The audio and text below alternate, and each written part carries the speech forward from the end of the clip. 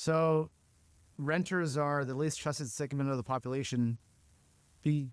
By definition, that majority of renters are either new immigrants with like no history domestically, new grads, even if they're from Harvard with no credit check, no credit score, an offer letter, no historical income, and or they are typically the lowest earners, average to low income, average to low credit, and therefore for them to acquire any sort of significant asset and or credit product requires trust, screening, verifying you are who you are, that you make what you make.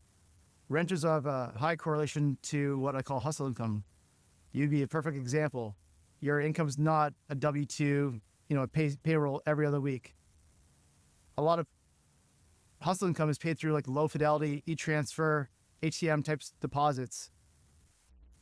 Underwriters, people that like verify income are, looking for pay stubs. They don't trust random deposits to accounts because they don't know if it's fraud, because that is also the biggest way that people like to fake income versus earn income. And so you imagine the single mother of two in Florida that's a waitress at Applebee's. She might make $28,000 of payroll income, and another $30,000 of tips that she can't prove.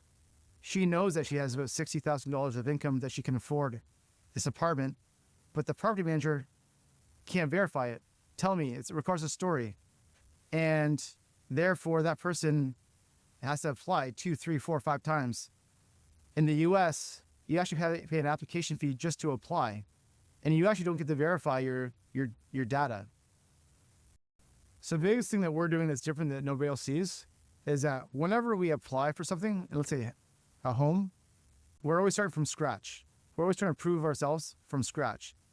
And what we're building is a renter passport and a trusted renter ecosystem that is portable and reusable. So the way in 2 years when you want to move again, you're not starting from scratch again, that we've actually built your income and your credit and your background screening. So the way you've almost treating that person like a professional free agent in sports. They come to the free market and you can now demonstrate your history of how you performed. Now, what am I worth? I think like developing authentic